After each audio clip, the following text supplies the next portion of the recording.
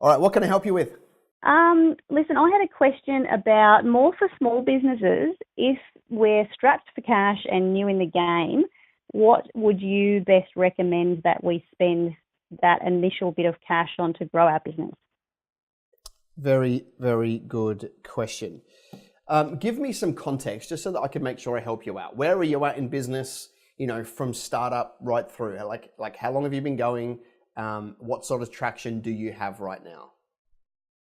Okay, so currently in business for about 3 years and mostly just as a sole operator, Yep. but now looking to grow the business in terms of bringing more people on for staff, but also getting more promotion in the industry, so which is a travel business. So, Well, while I've got you, why don't you give yourself a shameless plug? Give us a URL.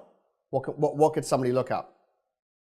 okay, so the business is Thomas Travel, and the URL is ttravel.com.au. Love it. You know what I love most about having a online TV show is we don't have to jump through any rules about advertising limitations or anything.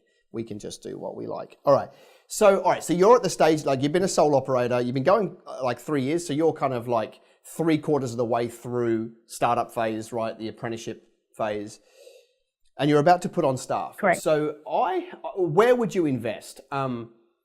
I guess, what do you need most right now is the question that I'll be asking myself. Do you need customers or do you need capacity, meaning systems, staff, the back end of the business? So what do you need right now? Okay. Have you got more customers than you need, or or have you got more staff than you do customers?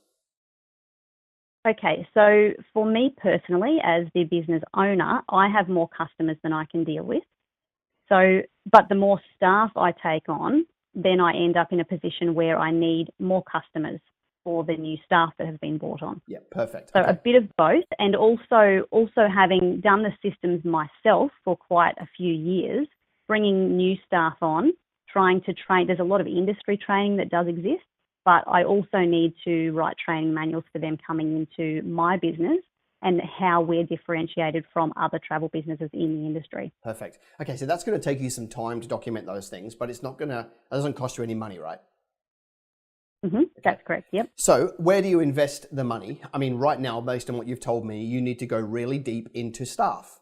So, whereas you think you might want to hire one, I'd be saying invest in two. Where you might be hiring two, I'd be saying invest in three. Right? If you had some capital to deploy right now, based on what you've told me, I'd be going heavier into staff. Okay. Right. Because you've got more than you can handle, right? And then what's going to happen down the line, of course, is you're going to have more capacity than you do customers.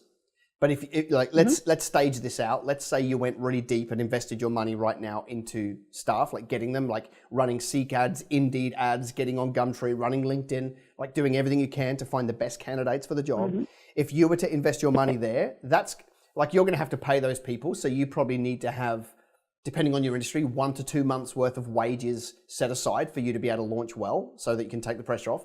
But what's going to happen is the pressure of having those extra mouths to feed needs to push you to the front of the business to now go and do marketing really, really well.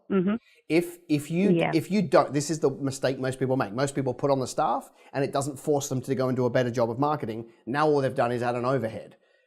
You're going to have to get these documents written up, the systems and processes, get these people in, and then immediately once they're bedded in, race back and start running more Facebook, more LinkedIn, more Google AdWords, more joint ventures, more strategic alliances, and build the front end, right? Once you get past that stage of putting on the staff and then increasing the marketing, that's when you have a business. Because you don't need to be there for all of it. All you need to do is become the puppet who says, what do I need more right now, right? I'm going to go and get more customers. I'm going to go and get more capacity or staff. I'm going to go and get more customers. And you just do that dance forever.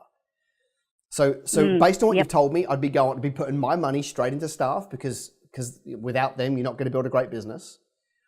To answer your question initially, like if I was to answer your question of a small business, where should I invest money? Broad brush, without knowing your details, my answer is on yourself. Yourself. Yep. Invest it between your ears, right?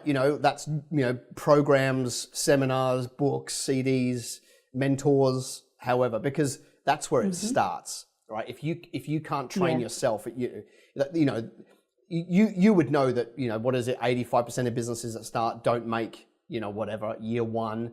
And that's not a cash flow issue. That's a knowledge issue. It's always a knowledge issue. If people had more knowledge, they would know how to raise the cash flow. They'd know how to make the sales, and how to employ the staff. It's always a knowledge issue at the start.